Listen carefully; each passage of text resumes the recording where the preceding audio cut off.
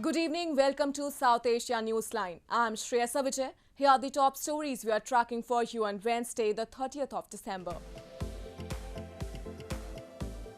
India says no breakthrough in talks with China on border standoff. Pakistan's former Foreign Minister Khawaja Asif arrested on corruption charges. And Taliban behind recent targeted killings, claims Afghan Interior Minister.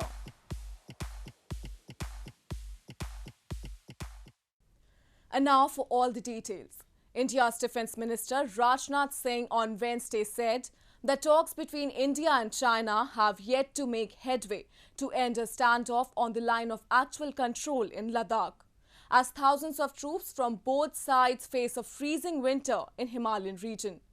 He, however, said both sides were still exchanging messages over the border situation and another round of military talks was in the offing. India's Defense Minister Rajnath Singh on Wednesday said that no meaningful solution has come out of diplomatic and military level talks with China to resolve the standoff on the line of actual control or LAC in eastern Ladakh and their status quo.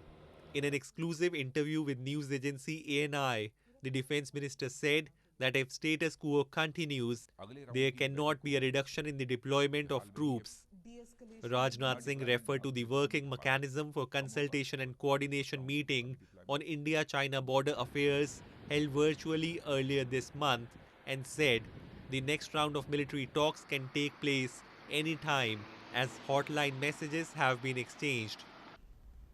अगले round की भी बैठक होगी क्योंकि हाल में ही अभी WMCC यानी diplomatic level पर बातचीत दोनों देशों के बीच हुई है, लेकिन मिलिट्री लेवल पर बातचीत अगले राउंड में होने वाली है, वो कभी भी हो सकती है, लेकिन अभी तक कोई सार्थक परिणाम नहीं निकला है। स्टेटस को बना हुआ है, यथास्थिति बनी हुई है।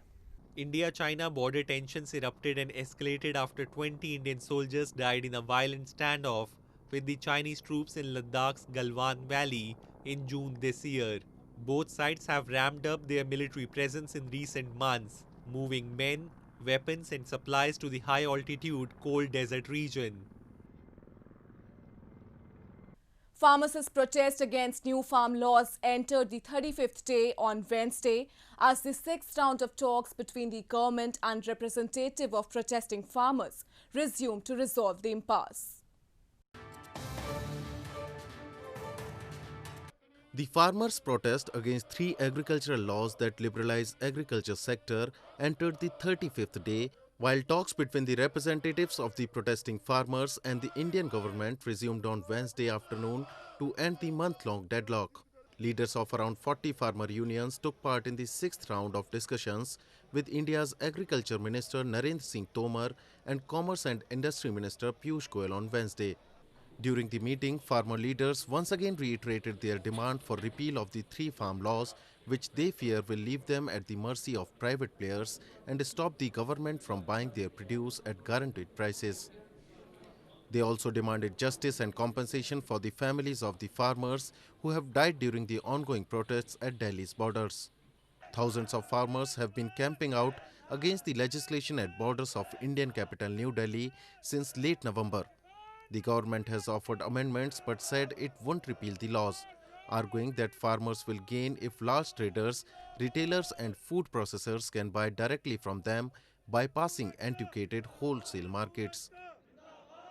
Moving on, cold wave conditions intensified across North India on Tuesday, with fresh snowfall reported from hilly areas.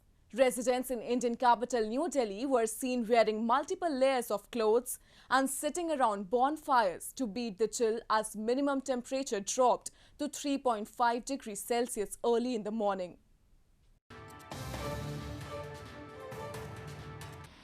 Indian capital New Delhi witnessed extreme cold wave conditions aggravated by chilly winds and dense fog across the city on Tuesday.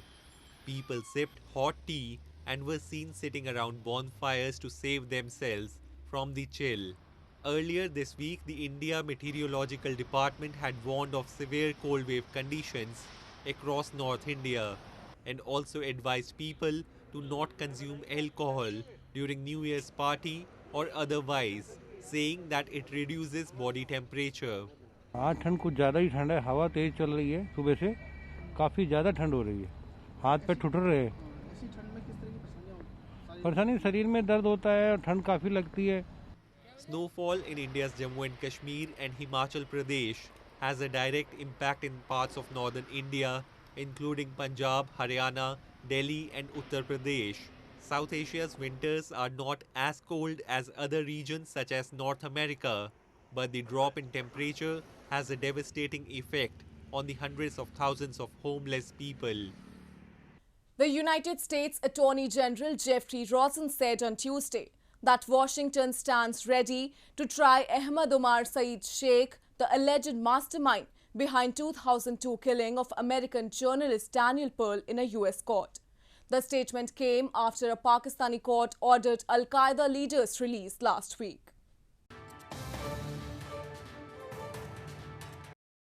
The United States may seek to try Ahmed Omar Saeed Sheikh in a US court, who is accused of killing American journalist Daniel Pearl, after a Pakistani court ordered his release, Acting Attorney General Jeffrey Rosen said on Tuesday. Last week, Pakistan's Sindh High Court ordered the release of al-Qaeda leader Sheikh, the main suspect in the 2002 kidnapping and murder of Pearl, a Wall Street Journal reporter, after his conviction was overturned. The court said the charges against him were null and void. Rosen in a statement said the separate judicial rulings reversing his conviction and ordering his release are an affront to terrorism victims everywhere. If efforts to reinstate Sheikh's conviction were not successful, the United States stands ready to take custody of Omar Sheikh to stand trial. 38-year-old Daniel Pearl was the South Asia bureau chief for the Wall Street Journal when he was abducted and beheaded while he was in Pakistan, investigating a story in 2002 on the links between the country's powerful spy agency ISI and al-Qaeda. More on news from Pakistan. The National Accountability Bureau or NAB obtained transit remand of Pakistan's former foreign minister and PMLN leader Khawaja Asif from an Islamabad accountability court on Wednesday, after which a team of officials took him to Lahore. Asif was arrested by the NAB on Tuesday night for allegedly having assets beyond means of income. Asif has called his arrest an attempt to weaken his party chief Nawaz Sharif. PMLN chief and former Premier Nawaz Sharif has also condemned the arrest by calling it a joke. Slamming incumbent Prime Minister Imran Khan's Pakistan Tehreek-e-Insaf government, Nawaz Sharif on Tuesday said the arrest shows the desperation of the government. The arrest comes at a time when the Pakistan Democratic Movement, an alliance of 11 opposition parties, is expected to organize protest rallies across Pakistan next month to demand Imran Khan's resignation. In news from Afghanistan, Afghanistan's Interior Minister Masood Andarabi has said the Taliban is behind the targeted killings and that the attacks in the country have increased since the US-Taliban agreement, which was signed in February this year. Andarabi asserted the Taliban had major plans to overrun more areas in the several provinces, but they were prevented, causing the group to focus on targeted killings in Kabul. Afghanistan's Interior Minister Masood Andarabi has said the Taliban is behind the targeted killings and that the attacks in the country have increased since the US-Taliban agreement, which was signed in February this year. While speaking to the Afghan Senate about the security situation in Afghanistan and particularly in Kabul, on Tuesday, Andarabi said the Taliban had major plans to overrun more areas in the provinces, including Helmand, but they were prevented, causing the group to focus on targeted killings in Kabul. The remarks by the Interior Minister came as President Ashraf Ghani earlier this week also raised concern over the attacks on journalists and civil society activists and said these are attempts to destabilize the country and demoralize its new generation. Afghanistan continues to be hit by violence even as the Afghan government and the insurgent Taliban have been holding meetings since September to discuss an end to the 19-year war.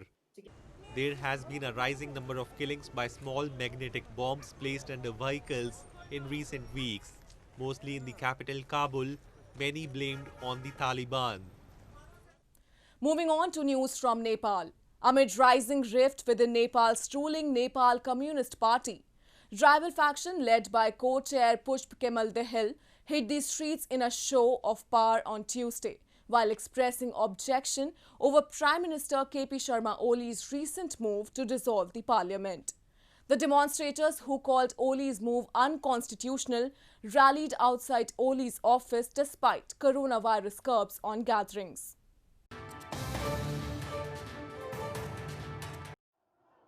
Hundreds of opponents of Nepal's Prime Minister KP Sharma Oli marched through the streets of Kathmandu on Tuesday, urging him to withdraw his decision to dissolve parliament and call for early elections.